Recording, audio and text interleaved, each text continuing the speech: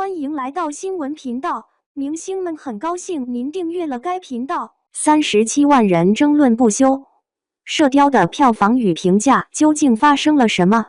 春节档超级热门，37万人热烈讨论这部电影到底有啥魅力。2025年春节档电影市场热闹的不要的，简直就像一场大片的狂欢。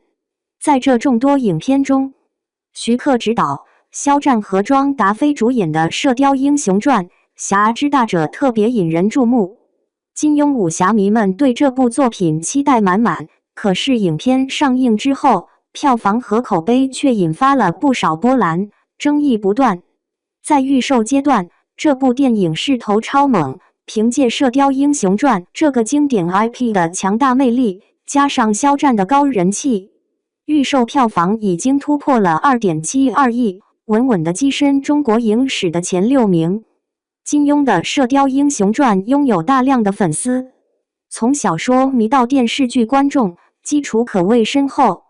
徐克被誉为武侠鬼才，之前的作品如《新龙门客栈》等，风格独具，深得人心，让观众对他的新作充满了期待。而肖战的粉丝们更是给力，积极购票，热火朝天的宣传，直接将影片的期待值推向了高潮。大年初一这一天，影片狂揽了 2.58 亿的票房，排在当天票房榜的第4位。但谁能想到，接下来的票房却开始急速下滑。原因嘛，一方面是春节档的竞争异常激烈，哪吒之魔童闹海凭借之前的好口碑，吸引了不少带孩子的家庭。唐探1900继续搞笑加悬疑，收获了不少观众的喜爱。而封神第2部战火西岐则靠着前作的人气和精彩的剧情，也表现得相当不错。在这么多强劲的对手围绕下，《射雕英雄传》侠之大者要想脱颖而出，真是难上加难。影片本身也有点问题，豆瓣评分仅 5.5， 有37万人参与打分，评价各有千秋。有些观众觉得改编得太离谱，郭靖的成长过程削减得厉害，导致人物形象缺乏深度。再说打斗场面过于依赖特效，失去了武侠片那种真实的拳到肉的感觉。剧情节奏也有点拖，让人看得有点不耐烦。口碑一旦下滑，自然对后续的票房走势影响不小。在口碑争议中，肖战路演现场那天脸开大的事件简直成了焦点，影片也因此登上了舆论的风口浪尖。同时，豆瓣的低分也让人对恶意打分产生质疑。根据同期影片的票房和评分人数比算，这部影片的评分人数真有点夸张。有网友发现，有些给出低分的用户根本没看过电影，却还是评分，还有一些海外 IP 地址也参与了打分。然而影片在海外当时还没上映，疑似是有团伙组织在恶意刷一星，质疑声瞬间蜂拥而至。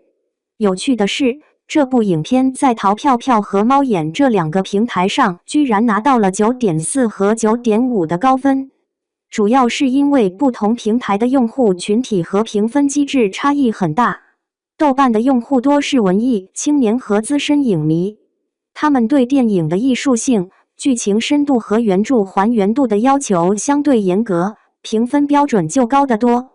而淘票票和猫眼的用户大多是普通观众，他们更看重观影时的直观感受，比如视觉特效是否让人惊艳，剧情是不是简单易懂，演员演的是不是棒。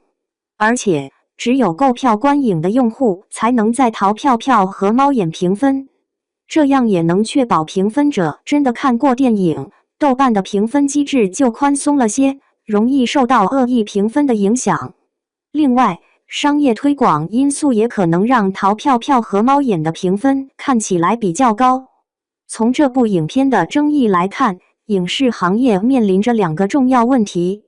首先，经典 IP 改编面临挑战，观众一方面渴望新鲜感，另一方面又期盼保留原著的精华，创作者的好好琢磨这个平衡点。射雕英雄传：侠之大者虽然做了一些创新尝试，但部分改编却让原著粉非常失望。如何在创新与传承中找到最佳结合，是创作者急需破解的难题。另一个问题就是评分机制亟待改进。